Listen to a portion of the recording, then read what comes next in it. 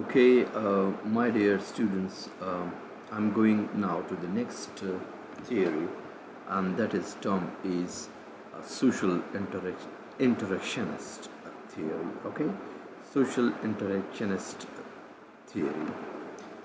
Um, Actually, this is the theory of Vygotsky, social interaction theory, which incorporates nurture arguments and that children can be influenced by their environment as well as the language uh,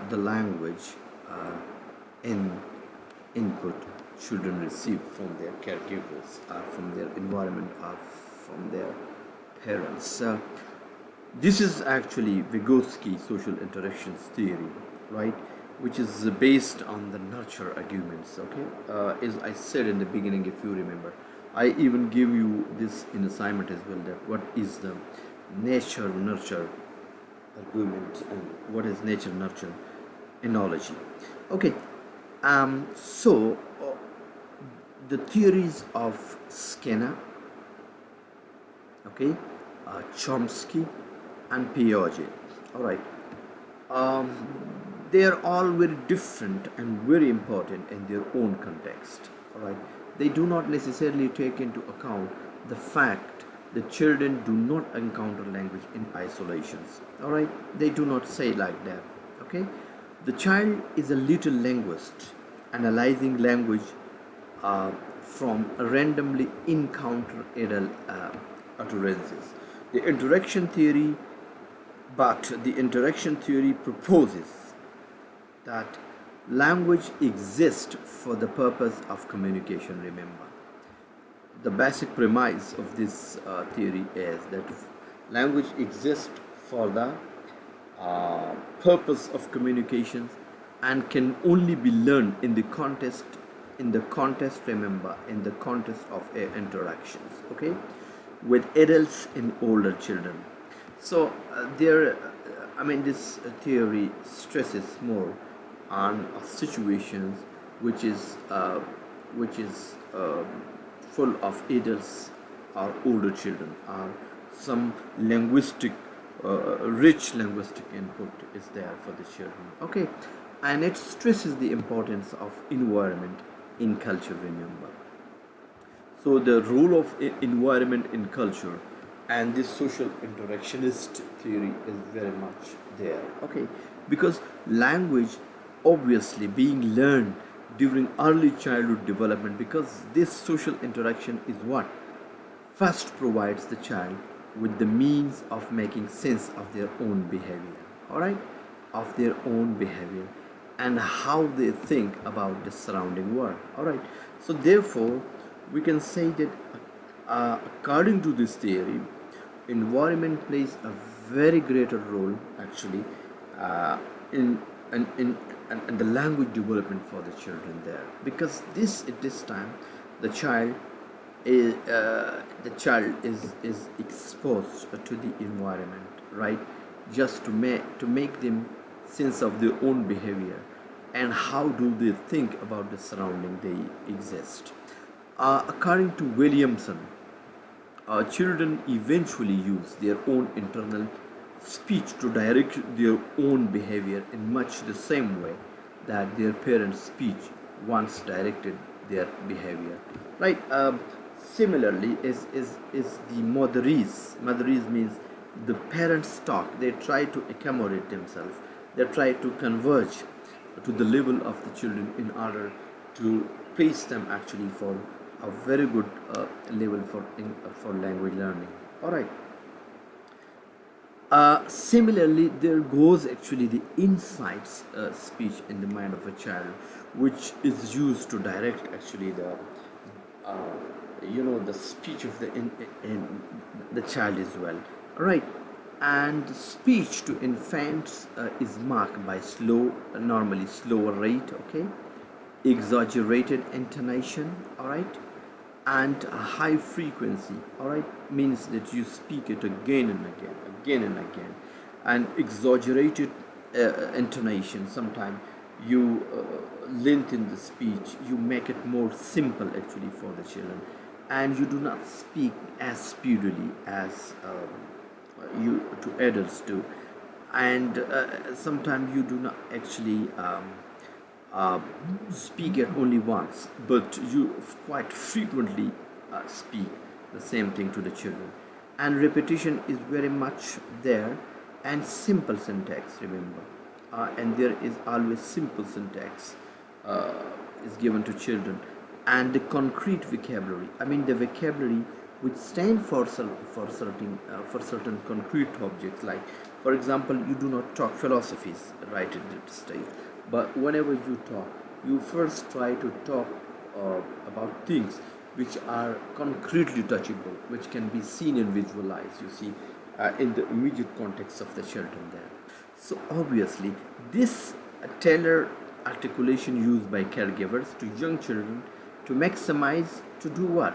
To maximize their phonomic contrast and pronunciation of correct, and the pronunciation of correct form is known as the child directed speech. All right, and such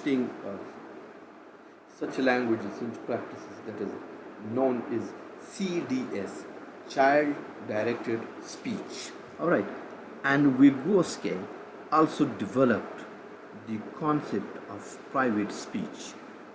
He actually developed the concept of private speech, which is when children must speak to themselves in a self-guiding and a directing way, initially loud, okay, and later internally, and the zone of proximal development, okay, the zone of proximal development, which refers to the task a child is unable to complete alone but is able to complete with the assistance of an adult.